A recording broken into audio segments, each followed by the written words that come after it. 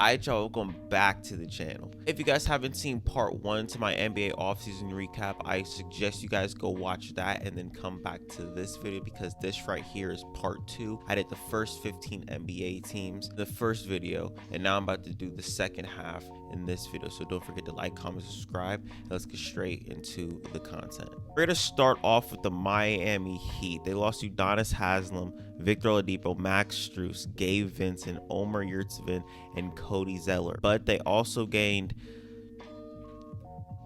it's literally just Josh Richardson and mid. I guess Thomas Bryant, you know, you could put him on the floor, Bam Adebayo, but there's not really much else that the Miami Heat did this offseason. Obviously, they were ramping up to try to go ahead and get Damian Lillard, but Portland Trailblazers front office already said that they don't really even want to do a deal with them because all they're offering is just mid. They kind of put themselves in a hole. Hopefully, they can still get the deal done. If they don't get Damian Lillard, their offseason's looking like a straight D to an F in my personal opinion, because you didn't really make any moves that will put you over the hump to get you to a championship, considering you were already in the NBA finals, and you didn't improve your team at all. Pat Riley is just, he's cheap. He's cheap. And as I said in my watchability video, the Miami Heat are genuinely a team that's going to be slept on again going into next season, because they lost guys like Gabe Vincent. They lost guys like Max Strus. They lost guys that actually got them to where they were. And it looks like it's going to be an underwhelming season for the Miami Heat, but who knows? They have Eric Spoelstra. They have Jimmy Butler. They have Bam Adebayo. They still have Tyler Hero going into next season. We don't know what the Miami Heat's going to look like, but I personally don't think that they're going to go as far as they did last year. But if I had to give them a grade, I will probably give them a smooth C-, because I do still think that the Damian Lillard trade is going to go down. It kind of lost a lot of guys, and it's not really looking like the Portland Trailblazers want to make a deal with you, so I'm going to give them a C-.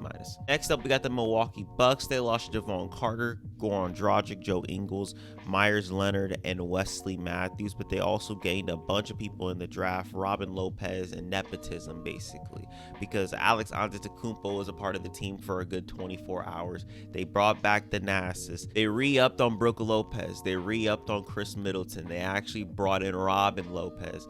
You know what I'm saying? So they're basically stacking up on the whole entire family tree when it comes to basketball. They also added Malik Beasley. They also added Ty Washington, but I don't really know how much minutes Ty Washington's going to be getting in Milwaukee. I don't really think that the Milwaukee Bucks offseason was that bad. I'm guessing that they're banking on bringing all their guys back. Giannis, he got injured in the playoffs, so hopefully they're thinking, hey, maybe that was our year. Giannis just got hurt. Let's go into next season, bring all of our guys back, fire Mike Budenholzer, bring in a new coach, Adrian Griffin. I don't really know how good of a coach he is, but I do know that he was in Toronto for I want to say 4 or 5 seasons off the top of my head. I don't really know, but they were a really good defensive team for that time that he was there. So maybe he's a better defensive coach. I want to see how he uses Giannis as well, because the way that Coach Bud used Giannis was pretty nasty. They had this man working in the half court in the playoffs when that's not going to be Giannis's game at all. That shouldn't be Giannis's game. So hopefully Adrian Griffin can use Giannis in a way on offense where he's effective. That's the number one thing that I want to see. But to be honest, for the Milwaukee Bucks, I like what they did. They brought in a shooter in Malik Beasley. Hopefully he'll be good. I'm going to give the Milwaukee Bucks a B- for their offseason. Next up is the Minnesota Timberwolves. They lost Nathan Knight, Jalen Noel, Taurean Prince, Austin Rivers, and DoorDash driver Matt Ryan. They brought in Troy Brown Jr. They drafted Jalen Clark in the second round, Leonard Miller in the second round. They brought in Shake Milton for their bench. They also locked up Naz Reid, Nickeil Alexander-Walker, and Anthony Edwards, which I really think is amazing. Once again, the only thing that is keeping Minnesota Timberwolves from being that top tier team is if they trade Karl Anthony Towns or not. I'm going to continue saying that, because the things that they lost versus the things that they gained is just, they're on 2 different spectrums. And the reason why I say that is because they didn't really lose guys that got them to the playoffs last year. I mean, Taurean Prince, maybe, and Austin Rivers, maybe, a Jalen Noel, maybe. I don't really know how many minutes each one of those guys got, but it's not like the last offseason where you lost all those defensive pieces that got you to the playoffs, and it's the reason why they got set back. But they're looking like a really, really good team going into next year. And hopefully they can trade Karl-Anthony Towns so they can actually unlock that defense's fullest potential. And with the Shake Milton signing, I really do like that because you do need some scoring off your bench. We all know that their bench scoring was a little bit iffy. Their offense was a little bit iffy in the playoffs. And I think Shake Milton can, change a little bit of that. I don't know if you bring him in and he's going to be, the complete difference. And he's the reason why you're the fourth seed or the third seed, but I do think that his scoring off the bench can help this team in a way to get them there. So for the Minnesota Timberwolves, I think I'm gonna give them a B. I think a B is perfectly fine for them. I'm hoping to see them in the playoffs next April, so let's hold on to that. Next up, we got the New Orleans Pelicans. They lost Jackson Hayes, Willie Hernan-Gomez, Josh Richardson, and Garrett Temple. They drafted Jordan Hawkins, which is one of my favorite players in the draft. They got Cody Zeller for some reason. That's it. I'm not going to really spend too much time on the New Orleans Pelicans. They got Cody Zeller for some reason. I do like Jordan Hawkins' game. I like the way that he can move off ball. Maybe he'll look good with Brandon Ingram and Zion if they even stay healthy. You know what I'm saying? So, who knows what the New Orleans Pelicans are going to even look like next year. I am going to give them they didn't really do anything. I'm going to give them a straight D. Pause. Next up, we got the New York Knicks. They lost Trevor Keels, Derrick Rose, and Obi Toppin. And with one Toppin coming out, another one comes in. They brought in Jacob Toppin. He went undrafted. They also brought in Nathan Knight. They also signed Dante DiVincenzo, who also played with Josh Hart, who they re-signed, and Jalen Brunson, who they got last year in the offseason. I do like what the New York Knicks are building out there. The only thing is if they get rid of Julius Randle, because man, when it comes to the playoffs, he's going to shit the bed. We all know this. So if you get him off the team and you bring in somebody who can complement a Jalen Brunson or an RJ Barrett, you'll see RJ Barrett's game take a big leap. You'll see Jalen Brunson's game even take a bigger leap than what he did last year. And it's going to open up this team so much. So please get rid of Julius Randle, please. The New York Knicks, they didn't really wow me with all the moves that they made. I mean, I was anticipating Dante DiVincenzo being signed by them in the first place. So I wasn't really surprised with the moves that they made. I'm probably going to give them a smooth C+.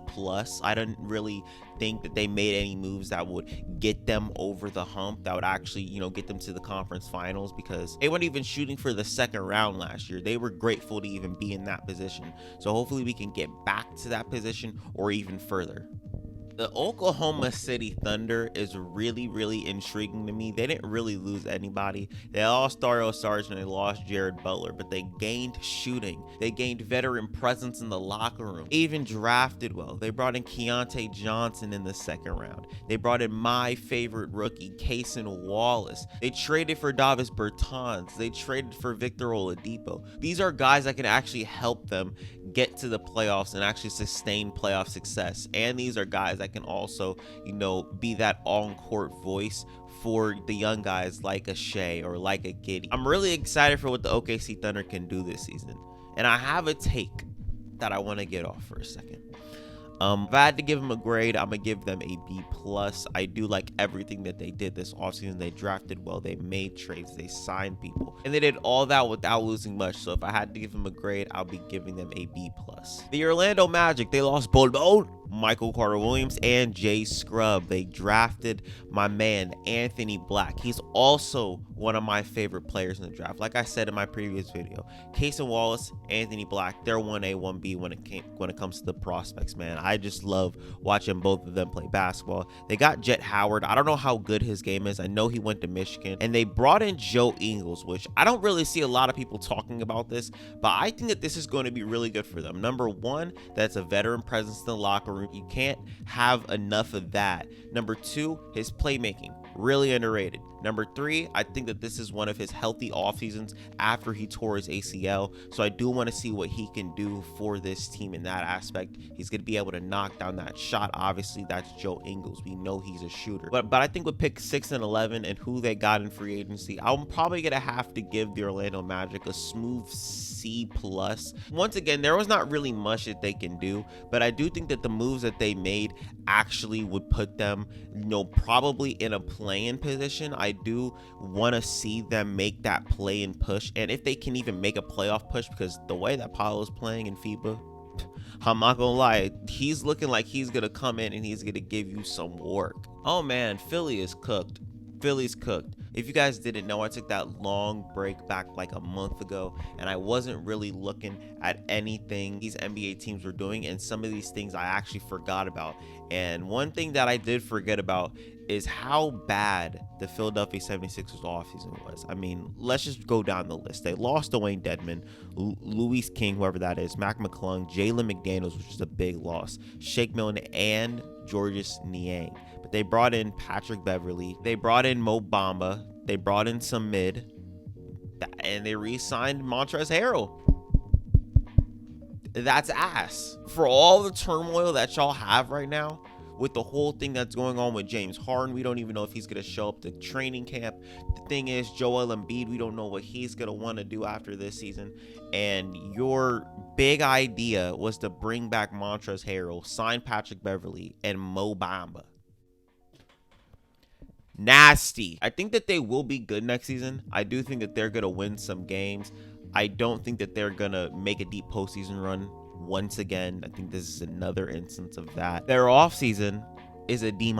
It's terrible. It's bad. It's bad. I'm sorry. It's bad. The Phoenix Suns, this is the complete opposite of a bad offseason. Let's just go down this list. They lost Darius Bazley, Bismack Biyombo, Torrey Craig, Jock Landale. They lost Chris Paul, Cameron Payne, Terrence Ross, Landry Shamet, and TJ Warren. So they're coming in with a whole new team, basically. They brought in Udoka Azubuike, Keita Bates-Diop, Bradley Beal, Bol, some mid, Drew Eubanks, Eric Gordon, Chimezie Metu, Yuta Watanabe on Myri. So the Phoenix Suns are basically having a whole entire new team. I'm really excited for it. They're basically throwing chemistry out of the window. They needed to do whatever they could to bring in Bradley Beal. That's exactly what they did. They got Bradley Beal, Devin Booker. They got Kevin Durant, DeAndre Ayton. They're looking really nice. I'm not going to lie. They're looking nice. But I don't think that they're going to be able to win a championship this season at least, because they still need that time to build that continuity. They got a ton of new players, so we'll see what they can do. I do like their team. The only thing that I have to push back on is, once again, their defense. I don't really know how good this defense is going to be. You bring in a defensive-minded coach in Frank Vogel. The number one thing he says is that he wants to get DeAndre Ayton looking like a defensive machine, so hopefully DeAndre Ayton can do that.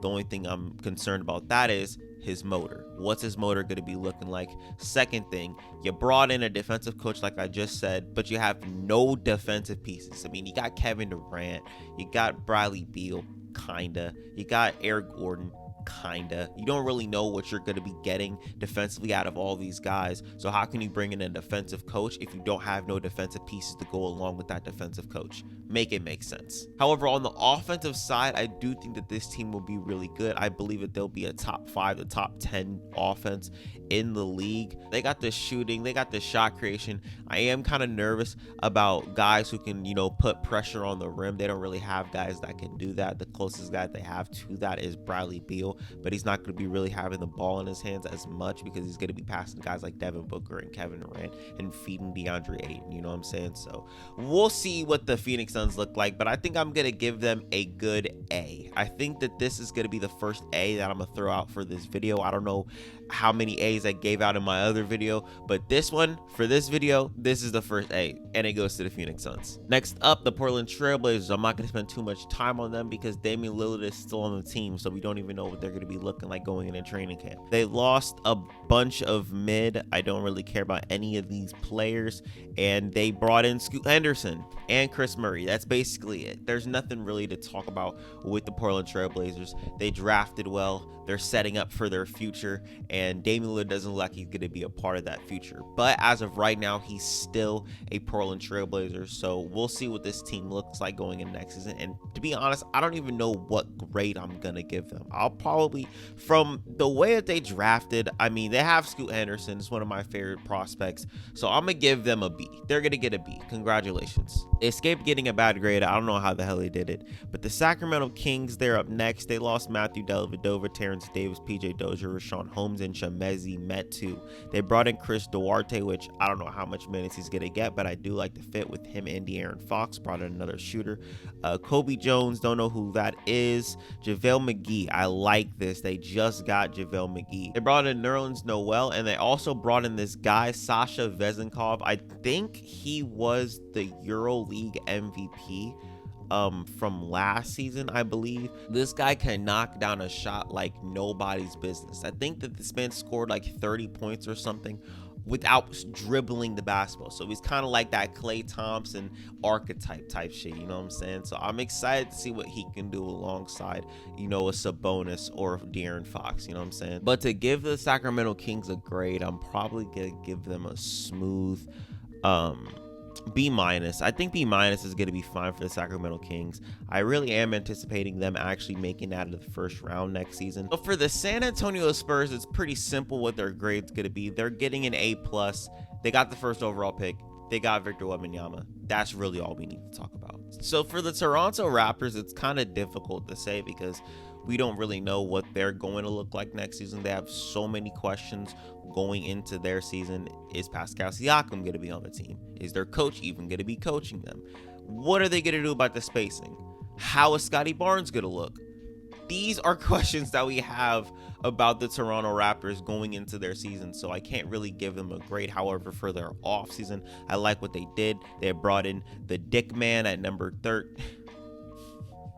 They brought in Grady Dick with the 13th overall pick. They signed Jalen McDaniels. They brought in Dennis Schroeder, and they did all of this while only losing Fred VanVleet, which we knew that he wasn't going to be a part of the team. To be honest, with Toronto Raptors, I don't really want to waste too much time on them. I like the Jalen McDaniels pickup, and I also like the Grady Dick drafting. So I guess I'm going to give them a smooth, I'll give them a C. They're going to get a C. They're pretty mid. Utah Jazz, man, they were active. They lost Udoka Azubuike, Rudy Gay, Damian Jones, and Juan Toscano Anderson, which both of them they got during the trade deadline, so we don't really care about that. But they added John Collins. They traded for him. They brought in Keontae George. They drafted him. They drafted Taylor Hendricks as well. And I alluded to this a little bit in my tier list video. They have a lot of competition at that forward spot, so there's going to be a lot of guys competing for minutes, and that's not really accidental in a way, because what I think Danny Ainge is doing and what that Utah Jazz front office is doing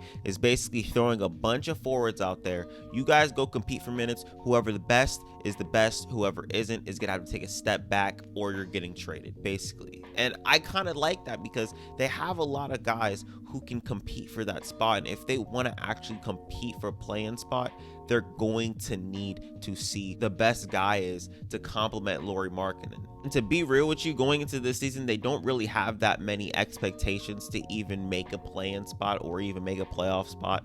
So I like what they did, man. I like what they did. I'm going to give the Utah Jazz a smooth C+. That's good, I guess. And the final team, the Washington Wizards, they were pretty active this offseason. Number one, I want to say you guys are suckers like a motherfucker, bro. Everybody was taking advantage of y'all in the offseason because you guys had a Bradley Beal. You guys had Kyle Kuzma, who was potentially going to get traded. You guys also had Kristaps Porzingis on the trade block, and you guys let basically all of that go for fucking nothing. But they also did re-sign Kyle Kuzma on a big bag. I think he's making around like $100 million over the course of like 4 or 5 years. I'm not really too sure about what his contract is because I don't pocket watch, but they lost Bradley Beal, Taj Gibson, Jordan Goodwin, James Huff, who? Quinn Jackson, who? Monte Morris, Kendrick Nunn, Kristaps Porzingis, and Isaiah Todd. But they also brought in Patrick Baldwin, Jared Butler, Bilal Coulibaly. They brought in Danilo Gallinari, who said he's going to circle the Boston Celtics when they play them next, which I'm kind of scared about. He's about to drop us off again. Tyus Jones, Mike Muscala, he's probably doing the same thing. Eugene, who? Jordan Poole, Ryan Rollins, Landry Shamet, and they re-signed Kyle Kuzma.